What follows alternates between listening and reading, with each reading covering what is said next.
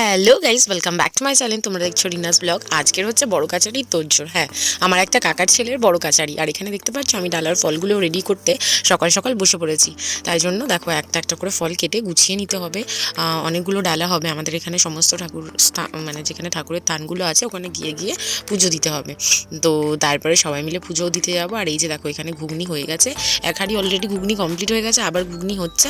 ঘুগনির দায়িত্ব আমার কাকিমা ছিল। আর এই হচ্ছে গোপাল ঠাকুরটা এসে গেছে। আর ওকে দেখো আমি এত সুন্দর করে চন্দন পরিয়েছি, একটুও নড়েনি। ওর সাজার খুব না ইচ্ছা ছিল, প্রথমে এরকম পরিয়েছি, সবাই বললো আর একটু পড়া। তারপরে দেখো না একদম ভর্তি করে পরিয়ে দিয়েছি, আর মালা টালা পরিয়ে পাঞ্জাবি পরিয়ে বসিয়ে দিয়েছি। আর এই হচ্ছে প্রথমেই আমরা মা শীতলার কাছে চলে এসেছি।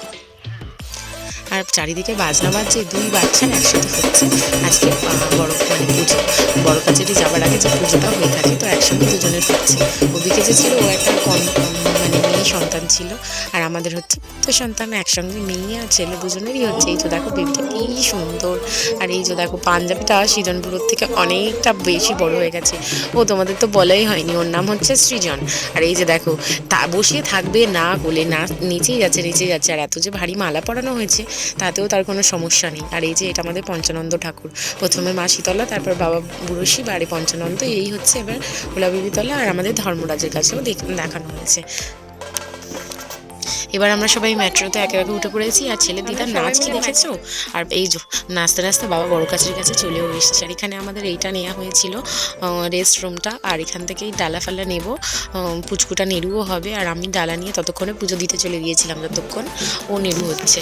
আর আজকে ভিড়টা তুলনামূলক কম ছিল, কিন্তু মন্দিরের কাছাকাছি দেখতে পাচ্ছ ভিড়টা ঠিকই রয়ে গেছে। এই যে ঘাটে যাওয়ার রাস্তাটাই প্রচণ্ড ভিড় ছিল, এটা আদি ঘাটে যাওয়ার রাস্তা। আর এই হচ্ছে আমাদের বাবা বড় কাছারির মন্দির।